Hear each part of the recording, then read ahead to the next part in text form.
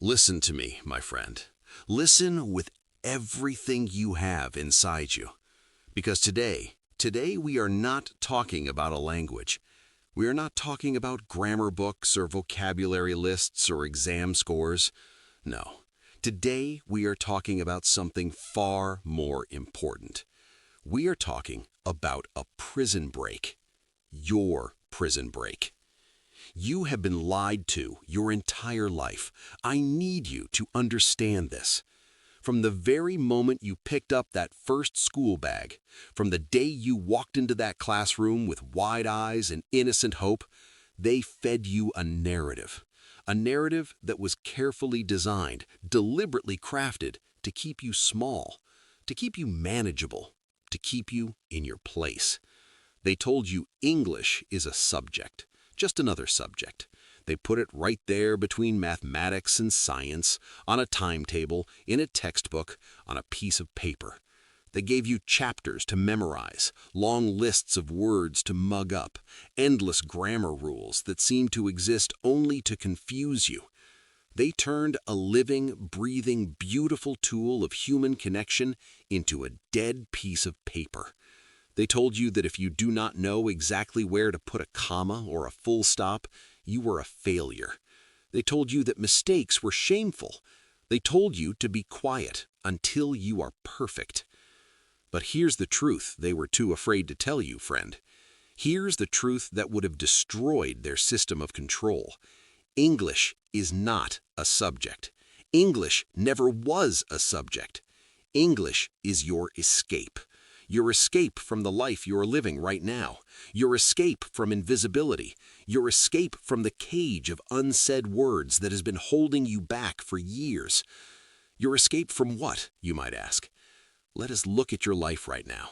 Really look at it. Be honest with yourself for just a moment. How many times have you sat in a meeting with a brilliant idea sparking and dancing in your brain, an idea so good it could change everything? But you kept your mouth shut. Why? Because in that split second before speaking, you started calculating the grammar in your head. You started worrying about your accent. You started imagining the faces of the people around you, judging you, waiting for you to make a mistake. How many times have you watched someone less talented than you, someone less dedicated, someone less intelligent get the promotion, get the stage, get the applause, get the respect? Just because they could speak with a certain flow, just because they had mastered this one tool that you were too afraid to use. My friend, you are living in a cage made of unsaid words. You are living a half-life, a shadow of what you could be. You are talented, I know you are. You are hard-working, I can see it in your eyes. You are smart, brilliant even. But without this tool, without this key, you are invisible. You are like a Ferrari, a magnificent machine of potential and power locked away in a dark garage with no key. English is that key. English is your escape from mediocrity. It is your escape from being the person who just nods and smiles while others make the decisions about your life. Think about it like this, friend. Close your eyes for a moment and imagine with me. Imagine you're trapped in a room. It's dark in there, so dark you can barely see your own hands. It's cramped, suffocating, the walls pressing in on you from all sides. You've been in that room for years, maybe 10 years, maybe 20, maybe your whole life. Someone told you a long time ago that the door is locked from the outside. They told you that you do not belong in the world outside that room. They told you that people like you should stay where they are. And you believed them. You sat in the corner, staring at that door, tracing its outline in the darkness, waiting for someone to give you permission to leave. That door, my friend, is English. And here is the secret they never wanted you to discover. Here is the truth that will change everything. That door was never locked, not even for a single moment. You just never reached for the handle. You were too busy studying the wood of the door, analyzing the hinges, memorizing the pattern of the grain, instead of just pushing it open. You have been treating English like homework, like an assignment to complete, when you should have been treating it like a revolution, your personal revolution. Let me say it again, and I want this to vibrate in your soul. I want it to echo in the deepest parts of your being. English is not a textbook. English is not a grade on a report card. English is not a subject to pass or fail. English is your freedom. It is your freedom to walk into any room in the world, from the boardrooms of New York to the tech startups of Tokyo, from the universities of London to the skyscrapers of Dubai, and say with your full chest, with absolute confidence, I am here. Listen to me. I have something to say. Why do you think the most powerful leaders on this planet use this language? Do you think it is an accident? Do you think they care about perfect grammar when they are negotiating billion-dollar deals? No, friend. They use English as a weapon. They use it as a tool of influence. They use it to build empires that span continents, to inspire millions of people they will never meet, to literally change the course of human history. English is a passport, the most powerful passport ever created. A passport to a life where you are not defined by your geography, your background, your birth, but by your ideas, your courage, your voice. But you have been treating it like a chore, something unpleasant to get through. You have been treating it like a burden to carry, a weight on your shoulders. And that, my friend, that is exactly why you are stuck. You are waiting to be perfect before you start. But here is the brutal truth that nobody tells you. Perfection is the enemy of progress. Perfection is a trap. You do not need to be perfect to be free. You just need to be brave. You just need to take one step forward, even if your legs are shaking. Now, let us talk about the mental prison you have built around yourself. And yes, friend, I said you have built it. Not them, not society, you. With every fear you entertained, every opportunity you declined, every time you chose silence over speaking. You know the feeling I'm talking about. You're at a party or a conference or a job interview. People are talking around you. The air is thick with English words floating everywhere. You understand them perfectly. You know exactly what they're saying. Your brain is processing everything at lightning speed. But when it's your turn to speak, when all eyes turn to you, your body betrays you. Your throat tightens. It feels like someone has reached inside and is choking you. Your palms start to sweat, cold and clammy. Your heart starts drumming against your ribs like a trapped bird desperately beating its wings against the cage. And then the voice starts. Not the voice of the person you were talking to, but that other voice, that cruel voice inside your head, the one that has been with you for so long you sometimes think it is your own thoughts. It whispers, "You are going to fail. You are going to sound stupid. They are going to notice your accent, and they are going to judge you for it. Look at how they are looking at you. They are waiting, just waiting for you to make a mistake so they can laugh, so they can feel superior, so they can confirm what they already think about you." So what do, my friend? You take the easy way out, the safe way. You say something simple like, "I am fine," or you give a one-word answer, "Yes," "No," "Maybe." You hide behind those tiny words. You shrink yourself down until you are almost invisible. You pretend you are shy when the truth, the real truth, is that you are terrified, absolutely terrified.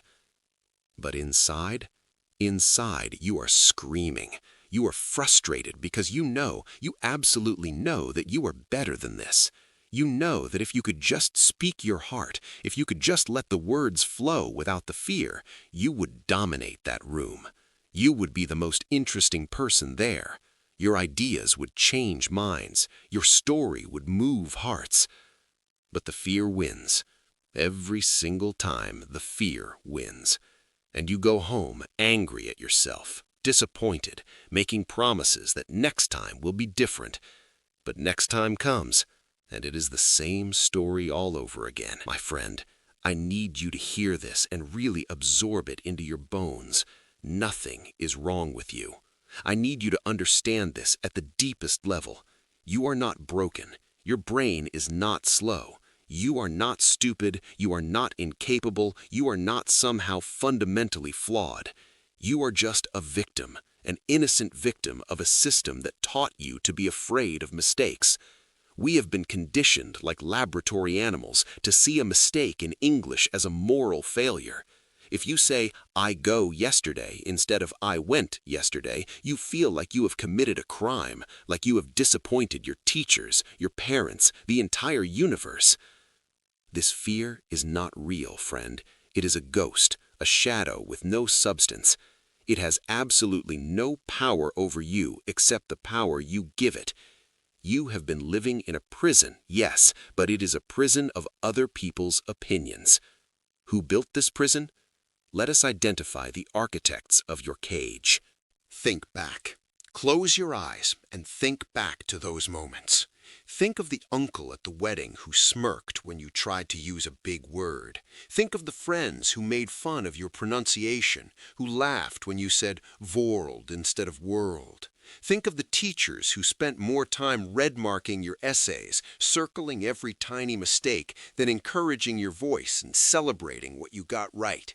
These people, friend, they are the architects. They are the builders of your cage. But here is what you need to understand. They did not attack you because you were bad at English. No, no, no. They attacked you because your growth made them feel small. Your attempt to improve held up a mirror to their own stagnation.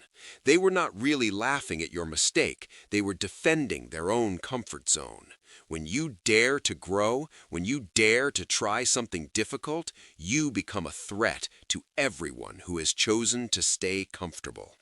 Society wants you to stay in your place, friend. This is not a conspiracy theory. This is observable fact. They tell you that English is for the elite. They tell you it is for the people who went to expensive international schools. They tell you that people like you, people from your background, should stick to your own language, stay in your own lane, know your place. Why do they tell you this?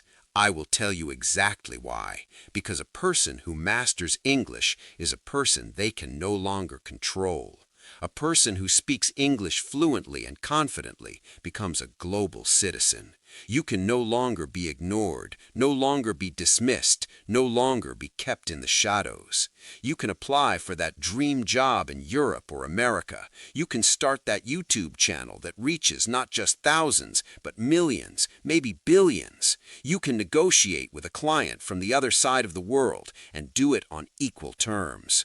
You can read the research papers that contain cutting-edge knowledge. You can access opportunities that were previously locked behind a language barrier.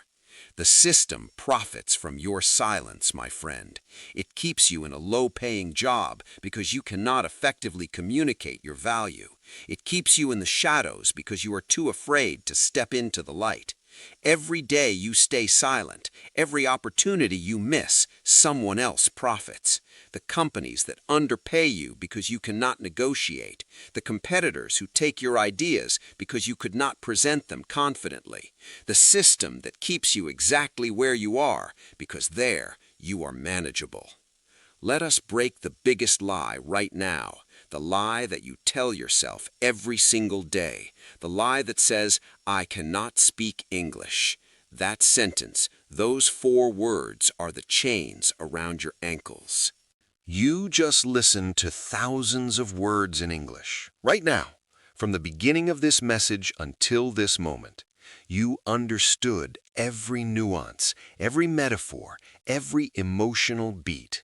You felt every emotion I am trying to convey.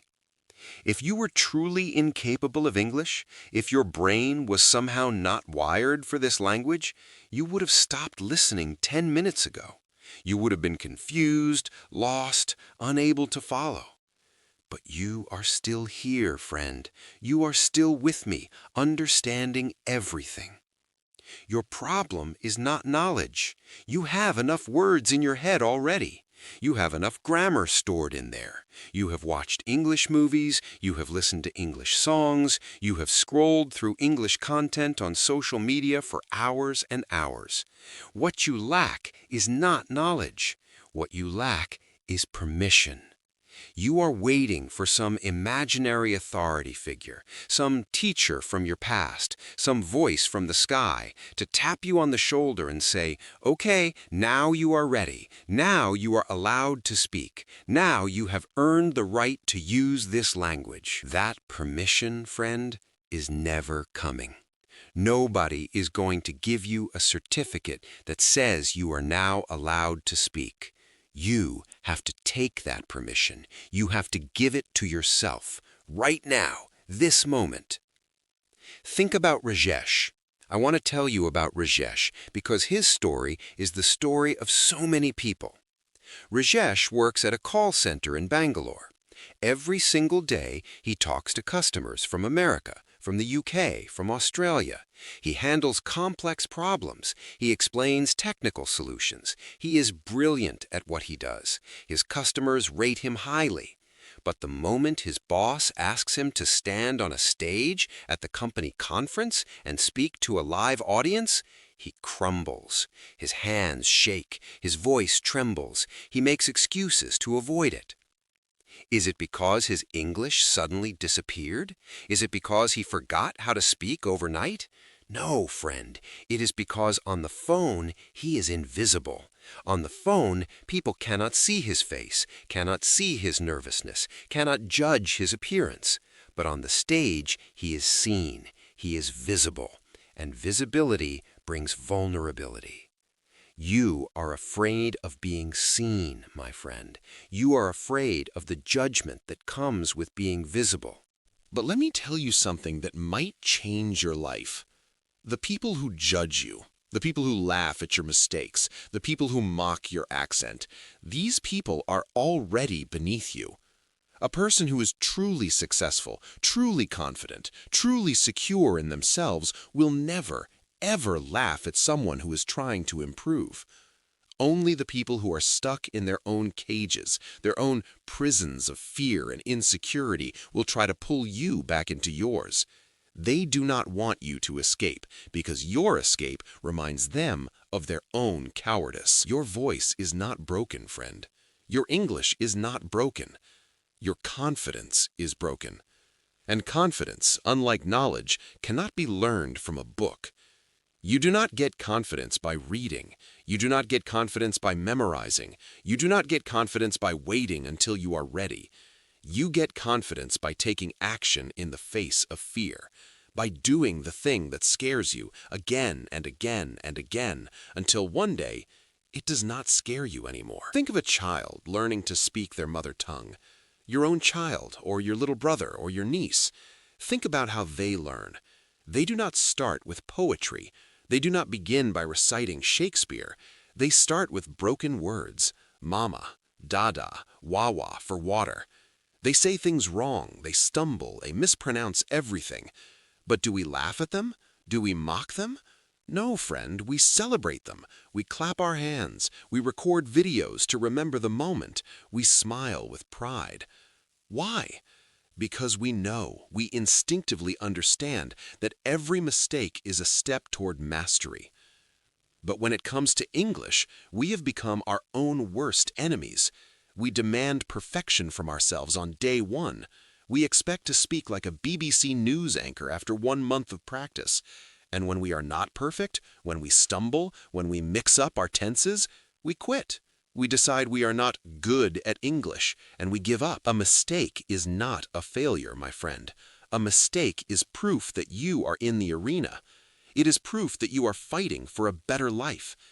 Every fluent speaker you see on television, every CEO giving a presentation, every actor delivering a speech, every influencer recording a video, they all have a graveyard of thousands upon thousands of mistakes behind them. The difference is they did not let that graveyard stop them from building a palace. They walked through that graveyard every single day until they reached the other side. Imagine you are standing on one side of a bridge. Look down at your feet. You are on solid ground, safe ground. On your side, things are okay. Not great, but okay. They are limited, but familiar. You can see exactly how your life will look 10 years from now if you stay here.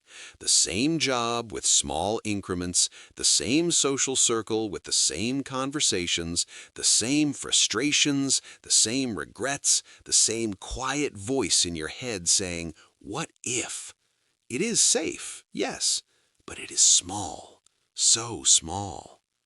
Now, look across the bridge, friend. Look to the other side. Over there is everything you ever wanted.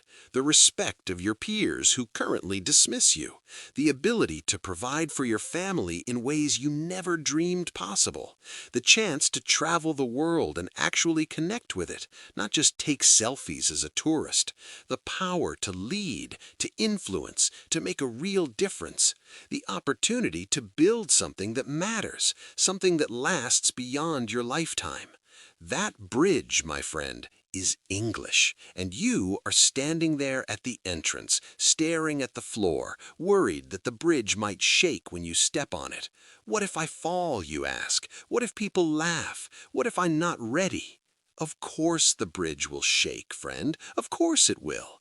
It is a bridge to a new life, to a transformed version of yourself. Any bridge that leads to genuine transformation will shake. It will test you, but it will not break.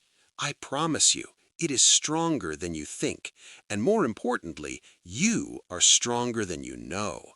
You have already survived so much. You have already overcome obstacles that would have destroyed other people. This bridge will not break under your weight, but even if it shakes, even if it sways, is that not better than staying where you are forever? Stop asking for permission, my friend. You do not need a degree to speak English. You do not need to lose your accent. Your accent, listen to me carefully, your accent is not a flaw. Your accent is the story of your ancestors. It is the sound of your culture, your heritage, your roots. It is the melody of your mother tongue dancing with your new language. It is beautiful. It is unique. It is yours. Never, ever apologize for having an accent. Having an accent means you were brave enough to learn a language that was not handed to you at birth. Do you know what is truly impressive? Most people who speak English as their first language, people who were born in England or America or Australia, can only speak one language. One. That is it. You, my friend, are learning a second language, maybe even a third or fourth. That makes you more capable than them, not less, more adaptable, more intelligent, more courageous. I want you to realize something profound from this moment forward. You are no longer a student of English. That identity, that label, it is holding you back. From now on, you are a user of English. You are an owner of English. This language does not belong to the British anymore. It does not belong to the Americans. It belongs to anyone who has the guts to speak it, anyone who needs it to communicate, anyone who claims it for themselves. English is a global tool now, and you have every right to use it in your own way, with your own flavor, with your own style. Imagine the destination, friend. Really imagine it. Close your eyes and see it clearly. Imagine walking into that interview, that big interview for your dream job. But instead of focusing on your fear, instead of calculating grammar in your head, you focus on your value. You speak from your heart. You use the words you have, the vocabulary you know. You stumble maybe once or twice, but you keep going. You smile. You make eye contact. And the interviewer, they do not see a person struggling with English. They see a person with character. They see a person with substance. They see someone who is not afraid of a challenge. They see someone they want on their team. Imagine being able to watch any movie from Hollywood without subtitles and catching every joke, every reference.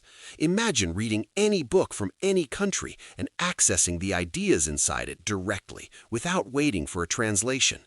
Imagine talking to any person on this planet from any culture and being able to share your thoughts, your dreams, your humor. Imagine the sheer scale of the world that opens up to you. You are no longer a prisoner of your village, or your city, or your country. You are a citizen of the world, a global citizen with a voice that can reach everywhere. This is not a fantasy, friend. This is not a dream that only happens to other people, to lucky people, to privileged people. This is a choice. Your choice, right now, in this moment. You can choose to be the person who breaks free. Or you can choose to stay comfortable and safe and small. English is not a subject, my friend. It is a tool. It is a weapon. It is the path that will take you out of that dark room and into the open field where you can finally breathe, finally run, finally become who you were always meant to be. Stop treating it like a punishment. Stop approaching it with dread and anxiety. Start treating it like your escape, like your salvation, like the key to your future. Every time you open your mouth to speak, even if your voice shakes, you are breaking a bar of your cage. Every time you choose to speak, instead of staying silent, you are winning a small victory against fear. It does not matter if it is messy. It does not matter if you make mistakes. In fact, the more mistakes you make, the faster you will learn. The world is waiting for your ideas, friend. The world is waiting for your unique perspective, for your story that nobody else can tell. But the world cannot hear you if you are too afraid to use the microphone that is available to you. English is that microphone. It is sitting right there, waiting for you to pick it up and speak into it. So what is it going to be, my friend? What choice will you make today? Are you going to go back to the life of silence? Are you going to keep sitting in meetings with brilliant ideas dying in your throat? Are you going to keep watching others, less talented than you, less hard-working than you, live the life you want while you just observe from the sidelines? Or are you going to take the first step today, right now, not tomorrow, not next week, not when you feel ready, now? Are you going to open your mouth and speak, even if your voice shakes? Are you going to reach for that door handle and push it open? Do not look back, friend. Do not look at the people laughing in the shadows. Do not give them the power to define you. Look forward. Look at the horizon stretching out before you. Look at the freedom, the opportunity, the life that is waiting for you on the other side of this fear. English is not a subject. It never was. It is your escape, your personal revolution, your bridge to a bigger life. And the time to cross that bridge is now, not someday, now. Now, my friend, go out there, speak with courage, make mistakes with pride, and take what is rightfully yours. Take your freedom, take your voice, take your future. It has been waiting for you all along.